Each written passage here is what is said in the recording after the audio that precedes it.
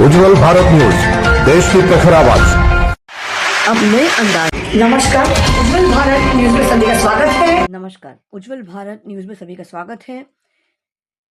पतंजलि योग समिति, पतंजलि और योग पीठ हरिद्वार से परम पूज्य योग ऋषि श्रद्धेय स्वामी रामदेव जी महाराज तथा आयुर्वेद शिरोमणि परम पूज्य आचार्य बालकृष्ण जी महाराज के परम शिष्य पूज्य स्वामी परमार्थ देव जी महाराज का वापी की धरा पर आगमन हुआ और गत 21 जनवरी से 23 जनवरी तक वापी में पूज्य स्वामी परमार्थ देव जी महाराज के पावन सानिध्य में योग शिविर तथा मगोदडुंगरी वलसाड़ में योग संवाद का खूब सुंदर आयोजन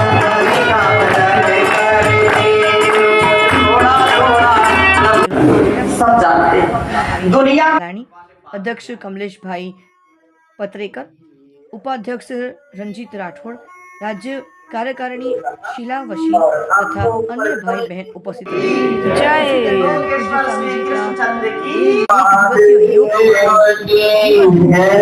शीर्षक राधा कृष्ण मंदिर समस्त ग्रामजनों के सहयोग से किया गया, जिसमें बड़ी संख्या में लोगों ने उपस्थित रहकर लाभ लिया।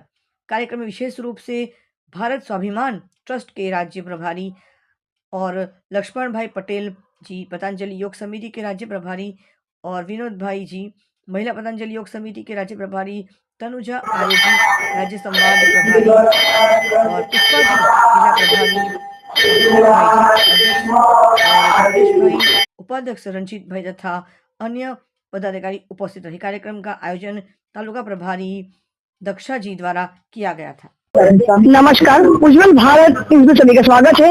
हरि द्वार से पधारे स्वामी जी सीधे गुजरात के इस धरती पर, पावन धरती पर। कहते हैं गुजरात एक ऐसा राज्य है जहाँ पहला ज्योतिर्लिंग है और कृष्ण भी यहाँ पे विराजते द्वारका में। और आज एक साथ मुझे भगवान महादेव और कृष्ण राधा कृष्ण का मंदिर साथ में आरती का जो मुझे स्मरण हुआ है और साथ में स्वामी जी के एक इतना खूबसूरत संवाद, योग संवाद के साथ हम सब जुड़े हैं। तो आइए उनसे जानते हैं कि उनको गुजरात आकर कैसा लगा और हम बहुत जल्द हरिद्वार जाने की तैयारी करेंगे।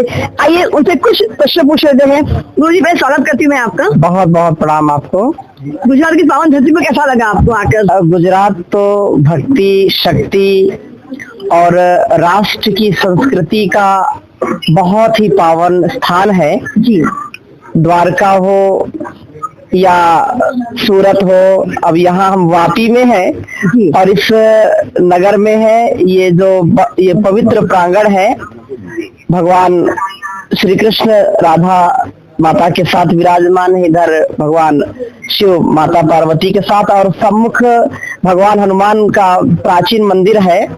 आज यहाँ योग से, अध्यात्म से अपने जीवन को हम कैसे आप्लावित करें, इस विषय में एक छोटा सा कार्यक्रम यहाँ, क्योंकि वापी में 3 दिन का योग शिविर का कार्यक्रम था, उस संदर्भ में आना हुआ। और हरिद्वार से क्योंकि परम पूज्य योग ऋषि श्री स्वामी जी महाराज ने, आचार्य श्री महाराज ने जो योग को, आयुर्वेद को और अपनी भारतीय संस्कृति को, सनातन परंपरा को घर घर पहुंचाने का महान कार्य किया है, इसलिए ये पूरा हमारा ये संगठन जो भारत स्वाभिमान महिला पतंजलि योग समिति, युवा भारत किसान सेवा समिति, पूरा राज्य का, पूरे जिले का और पूरे तहसील का यहाँ पर परिवार एकत्रित है। हमारी मातृशक्ति यहाँ उपस्थित थी। तो आज का आनंद का ये विषय था।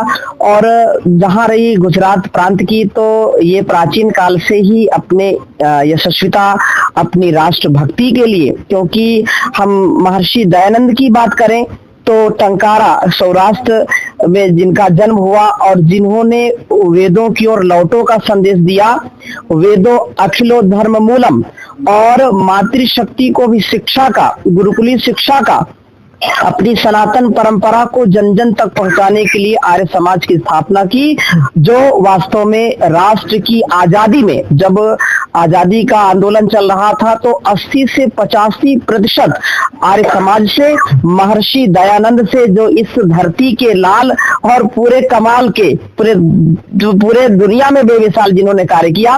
और वर्तमान काल की बात करें तो हमारे यशस्वी माननीय प्रधानमंत्री मोदी जी, जिनको पतंजलि योग पीठ से राष्ट्र ऋषि का गौरव प्राप्त हुआ है, वो पूरे दुनिया में भारत का गौरव बढ़ा रहे हैं। भारत जो टुकड़े टुकड़े में बटा था, उसको भी इतनी रियासतें थी और साजिशें थी, उनको एकत्व के भाव में एक माला पिरोने का कार्य सरदार वल्लभ भाई पटेल ने किया, जो वास्तव में जब तक ये देश है, जब तक सूरज चांद है, तब तक ऐसे इन महापुरुषों का नाम रहेगा।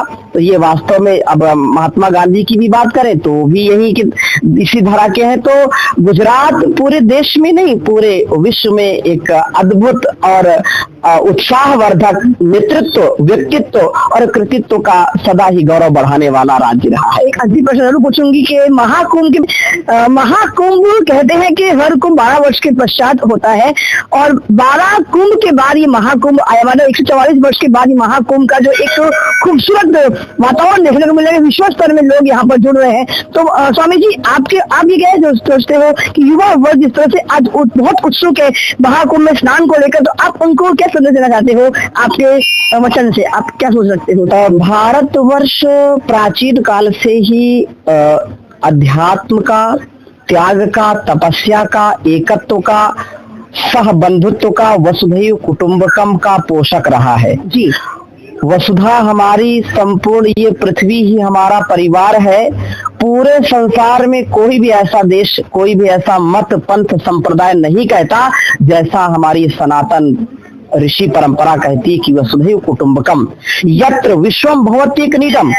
और इस बात को हमको गौरव के साथ सदा अपनाना चाहिए। और ये कुंभ जो एक व्यक्ति विशेष का नहीं है, जाति विशेष का नहीं है, एक धर्म विशेष का नहीं है, ये तो पूरी वसुधा की, पूरी मानवता की, पूरी ऋषि परंपरा, पूरी सनातन परंपरा को एकात्म करने का और ये सब में ऊर्जा का संचार करने का, ज्ञान का, विज्ञान का और त्याग तपस्या का संचार जिसमें हो सके, इसलिए हमारे प्राचीन काल से कुंभ की ये पावनी परंपरा रही है, जहां पर दुनिया के कोने कोने के त्यागी, तपस्वी महापुरुषों का, विद्वानों का जो है जमघट लगता है। वहां पर कोई भी भेदभाव नहीं, कोई जातिवाद नहीं, एकत्व का, जहां पर एकत्व अनुपश्यत की जो भावना है तो वो महाकुंभ में देखने को मिलेगी। इसमें पूरी दुनिया बहुत ही आशा भरी दृष्टि से इसको देख रही, पूरी दुनिया इसको देख रही। और वास्तव में ये हमारे लिए गौरव की बात है, हमारे लिए गर्व की बात है कि हम भारतवर्ष में ऋषियों की जन्मभूमि जहां है, जहां योगेश्वर भगवान कृष्ण का जन्म हुआ, जहां पर राम का जन्म हुआ, जहां पर परशुराम का जन्म हुआ, जहां पर भगवान हनुमान का जन्म हुआ, ये वह भारतवर्ष है जहां पर देवादिदेव महादेव कैलाश पर तपस्या करते हैं। तो हमको गौरव होना चाहिए, रोम रोम हर्षित होना चाहिए। जहां युवाओं और युवतियों की बात है तो आज की जरूरत है इसकी, क्योंकि सनातन परंपरा सबके जीवन में इस जीवन और जगत की शांति की स्थापना के लिए सदा सबको प्रेरित करता है। तो हमको युवाओं को, युवतियों को भी इस कार्यक्रम में, इस महाकुंभ में मैं आपके इस चैनल के माध्यम से आह्वान भी करना चाहता हूं कि यदि वहां जाएं तो बहुत अच्छी बात है, क्योंकि इस बार महाकुंभ 144 वर्ष बाद आया है और 40 से 45 करोड़ लोग प्रयागराज में संगम में डुबकी लगाएंगे और अपने जीवन को धन्य बनाएंगे। तो जो लोग नहीं जा पाएंगे, नहीं वहां पहुंच सकते हैं, तो उनको आह्वान करूंगा कि आप सोशल मीडिया पर देखें और यहीं से अपने मन को वहां जोड़ करके प्रार्थना करें और सच्चे सनातनी बनने का गौरव आप स्वयं आत्मसात करें। और जहां गुजरात की बात है, मैं एक बात और बीच में बताना चाहूंगा कि योग को जन जन तक पहुंचाने का अभियान परम पूज्य योग ऋषि स्वामी जी महाराज ने, आचार्य जी महाराज ने इस गुजरात की धरती से ही आरंभ किया। ये भी बहुत बड़ा गौरव हमारे लिए है। बिल्कुल, बहुत बहुत धन्यवाद स्वामी जी। कहते हैं ना कि जैसा अन्न वैसा मन, वैसे ही संगत वैसी ही हमारी विचारधारा हो जाती है। स्वामी जी के शरण में आज बैठकर ऐसा लग रहा है कि मंदिर जाने की आवश्यकता नहीं होती है, लेकिन इनके साथ बैठकर चंद बातें करके ही जो मन जो भी नेगेटिविटी हो, जो नकारात्मक विचार होते हैं वो सब पॉजिटिविटी में कन्वर्ट हो जाते हैं। आप दादा जी क्या लग रहा है आपको? आज का ये शिविर बहुत खूबसूरत रहा, तो क्या कह रहे चाहते हो आप इस लोगों के बारे में, इस जगह के बारे में? सबसे पहले तो सीमा जी आपका बहुत धन्यवाद कि आप हमेशा ऐसे इस योग के कार्य को आगे बढ़ाने के लिए सहयोग करते हैं, और विशेष रूप से आज परम पूज्य गुरुदेव के ही एक मूर्त रूप में हमारे साथ पूज्य स्वामी जी महाराज है, और उनके एक एक शब्द जो है, एक एक भजनों के साथ जो उन्होंने एक यहाँ पर माहौल बना, और मुझे लगता है कि ये पूरा गांव भी बहुत ही हर्ष में है और बहुत ही आनंद में आ गया है कि जिस प्रकार से इन्होंने योग की व्याख्या की, योग के विषय में बताया, तो हम 100% उन्होंने जैसे हमें जीवन जीने का मार्ग बताया है वैसे हम जिएंगे, और इस योग के कार्य को, पूज्य गुरुदेव के मिशन को हम जन जन तक पहुंचाने का पूर्ण पुरुषार्थ करेंगे। धन्यवाद जी। नमस्कार, पहले आपको परिचय दीजिए। हाँ, मेरा नाम लक्ष्मण भाई पटेल जी। मैं राज्य प्रभारी हूँ बाल स्वाभिमान पतंजलि संस्थान का। जी। क्या लग रहा है आज का शिविर कैसा रहा, और जिस प्रकार से हमारे युवा वर्ग आज काफी देखा गया कि युवा वर्ग आज जुड़ रहे हैं और गुजरात में लोग इस योग को एक अलग ही परिचार मिल रहा है, तो आप इस मगो डुंगरी के लिए क्या करना चाहते हो, क्या सोच रखते हो आप? ये पहले तो मैं गांव और ये आपके चैनल को बहुत धन्यवाद देता हूँ, और ये राधा रमन महादेव और हनुमान के पवित्र स्थान पर ये जो आयोजन हुआ, तो मैं बहुत धन्यवाद अनुभव रहा हूँ। और दूसरा, आज का ये जो समय में युवा ये जो रॉन्ग साइड जा रहा है, व्यसन में, फैशन में, और उसके रोकने के लिए जरूरी है, और तन मन धन को सत्य मार्ग पर उपयोग करने के लिए ये योग ही एक साधन है, तो सबको योग के साथ जुड़ना चाहिए। जी धन्यवाद, बहुत धन्यवाद। अंत में जोड़ना चाहूंगी कि चाहे द्वारका हो, चाहे नागेश्वर मंदिर हो, चाहे बाबा सीताराम हो, चाहे सारंगपुर हो, लेकिन तीनों धाम का एक आप मगो डुंगरी में तीनों मंदिर देख सकते हो। हनुमान जी का मंदिर है, यहाँ पे महादेव का मंदिर है, यहाँ पे राधाकृष्ण का मंदिर है। तो मगो डुंगरी में अगर आओगे तो आपको उन तीनों धामों का भी आपको यहाँ पे स्मरण हो जाएगा। उज्जवल भारत इस देश की प्रखर आवाज, मुख्य संपादक सीमा भट्टाचार्य, मगो डुंगरी की इस पावन और पवित्र स्थान से धन्यवाद। चैनल को लाइक करें, शेयर करें, सब्सक्राइब जरूर कर दीजिए। आपका साथ ही हमारा विकास है, सबको सबका विकास, सबका विश्वास, अंत में सबका प्रयास। धन्यवाद। भारत माता की जय, जय जय गुजरात, वंदे मातरम। धन्यवाद, नमस्कार। Thanks for watching UB News.